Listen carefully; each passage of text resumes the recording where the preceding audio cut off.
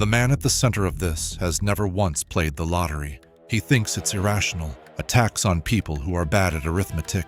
And yet tonight, from a dark room on the far side of the planet, he is about to win one. 9,000 miles away, in Virginia, the instructions are already in motion. A man steps to a gas station counter and asks for lottery tickets. Not one, but every ticket the machine will print. Paid in cashier's checks, $10,000 at a time. And it isn't happening at one counter. Across the state, the same scene repeats, hour after hour. Against a clock no one can stop. By the time it's done, millions of tickets will have been bought. Very nearly every combination the draw allows. The man who set it in motion is named Stefan Mandel, and within days, he will be the largest single lottery winner the United States has ever recorded. When it's over, the questions begin.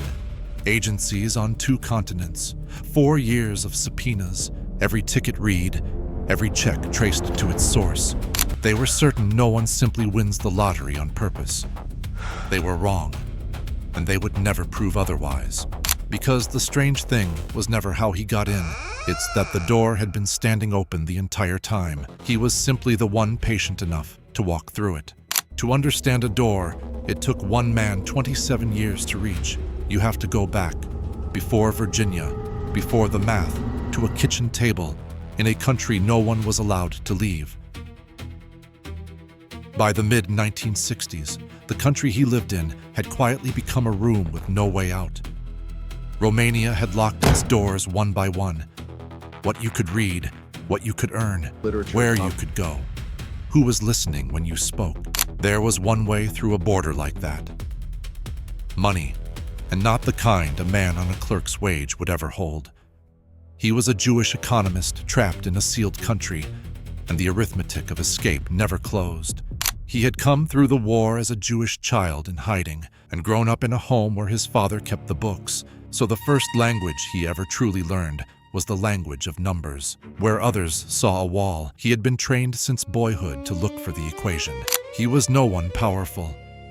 A wife, 2 children, a cramped apartment, and a job writing reports no one read at his state mining office. So after the apartment went dark, he sat up with the only tools he had: a pencil, blank paper, a radio turned low. What he studied wasn't economics. It was the cold machinery beneath casinos and insurance houses, the math that moves money reliably, from the hopeful to the exact. He once described himself to a reporter as a weekend mathematician, an accountant, he said, without much of an education. And somewhere in those pages, this self-taught amateur noticed something about the state lottery, something any trained economist could have seen, and not one of them ever bothered to look for.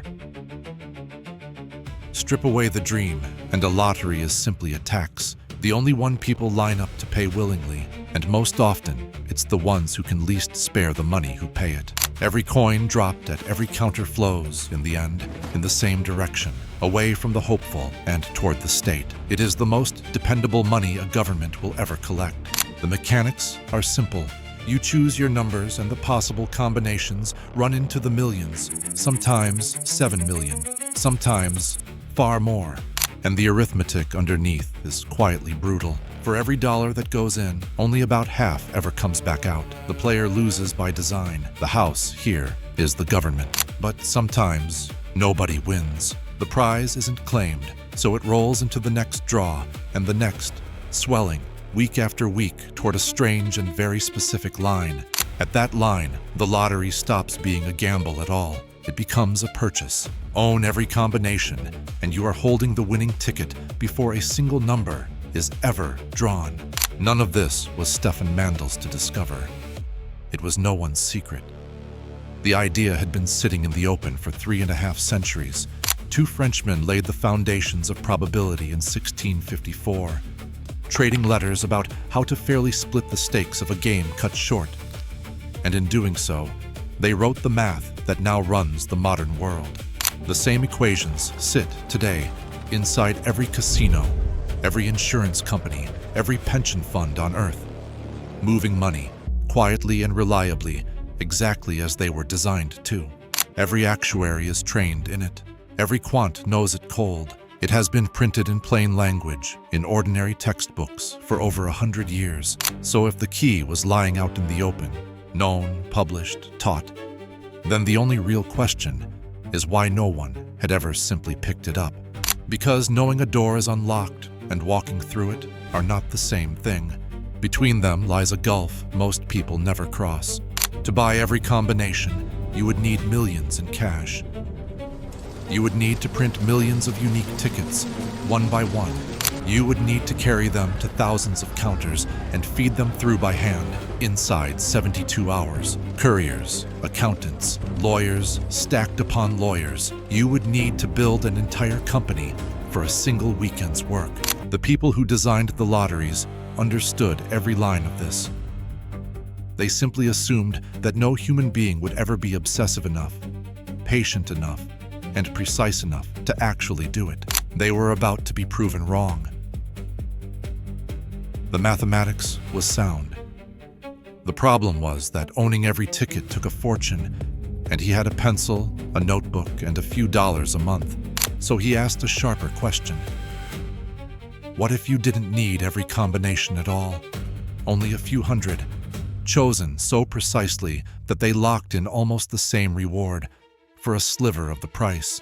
He found a way to shrink the whole impossible field down to a small, deliberate handful. Not a guarantee of the jackpot, but a guarantee of something very close to it. It took him years to make it work. Notebooks filled, were thrown away, and filled again, until at last he had a method, and gave it a name, and resolved to never explain how it worked. When a journalist later asked him for the formula, he refused flatly, the way a man guards the one thing he owns. Sharing it, he said, would be like Coca-Cola handing out the recipe. What he needed now was a stake, and he found it close to home. A neighbor with savings, willing to gamble them on the equations of the quiet man next door. They marked hundreds of slips by hand, by lamplight, and then they sat by the radio and waited for the draw. It did not pay a little. On the very first real attempt, it paid everything. The top prize, the whole jackpot, on the first try. He spent the winnings on one thing only, a way out. An official's open hand, an envelope, a quiet arrangement, and a stamp that, in a country no one was allowed to leave, let one family walk across the border with a single suitcase of notebooks. Israel came first, where, decades older than the students beside him, he finally studied the mathematics formally, and then a slow circuit of European lotteries, testing the method, refining it, learning from every win and every loss. And by the early 70s, he carried it to the one country built to be scaled. A place running several lotteries at once, wealthy and barely watching, Australia. Australia in the 70s could not have suited him better. A wealthy country running several state lotteries at once, each with its own rules, its own jackpots, and watching over all of it were regulators who were small, slow, and entirely unsuspecting. No one was looking for a man like him, so he stopped working alone. He built a syndicate, took in investors, and turned the quiet kitchen table method into something with staff and capital, and a name.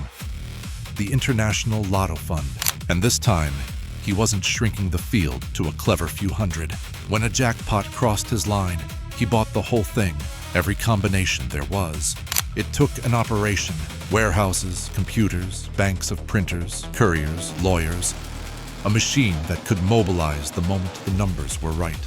And through the 80s, it simply worked. Jackpot after jackpot, and beneath them a flood of smaller prizes, thousands of them, scattered across millions of tickets. Of course, the lottery boards came looking. Auditors, investigators, government accountants, all of them certain there was a trick somewhere to expose. There wasn't. He bought his tickets at the same counter, at the same price as every other citizen in the country. He simply bought all of them, so they did the only thing left to do. They changed the law, a rule written for one man, forbidding anyone from ever again buying a draw in full. And just like that, 15 years of warehouses and presses and lawyers became overnight illegal. He didn't argue. He bought a plane ticket and started reading American rule books. hunting for a lottery small enough to swallow whole and loose enough that no one would stop him in time. And then he found Virginia. Virginia's lottery had one fatal feature. Its numbers stopped at 44, which left just over 7 million combinations. For once, few enough to buy them all. For months, a warehouse in Melbourne ran day and night. 30 computers generating every combination. A dozen printers boxing a literal ton of paper long before the operation had even begun. Then, in February 1992, the jackpot climbed past the line he had been waiting for.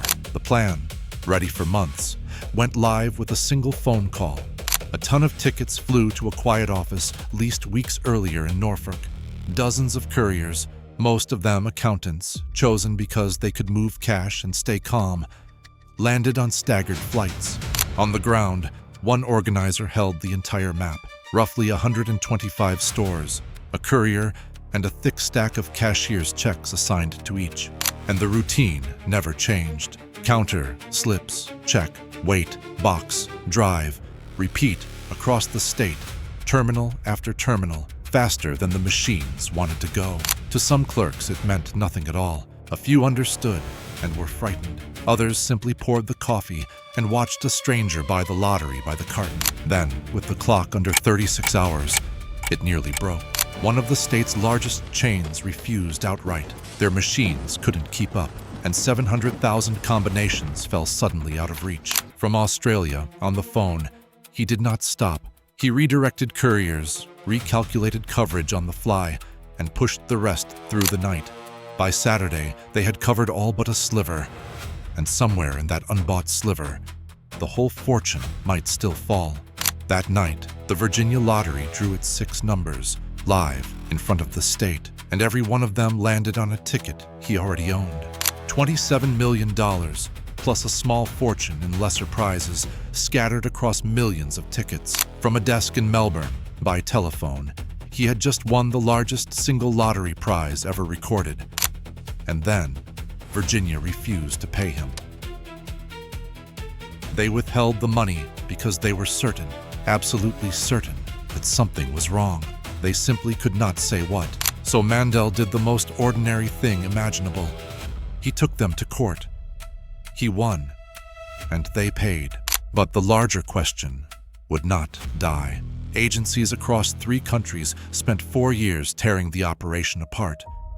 Every ticket, every check, every courier, every store that had run a slip through a machine.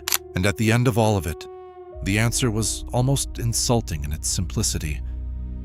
They had been hunting a criminal, and what they found was a man who had read a book that everyone else had ignored. Because the door had never been locked, it had stood open for 300 years, and he was simply the first person disciplined enough to walk through it. The people who had been so sure no one ever would were left with nothing to charge him with. He had broken no law. So, both governments did the only thing left to them. They wrote new ones, to make certain no one could ever follow him through.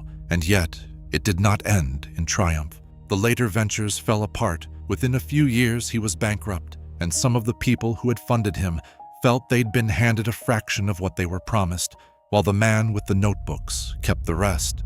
A few never forgave him. In time, he stepped away from all of it, to a quiet house on a far Pacific shore, where he has lived, out of view, ever since.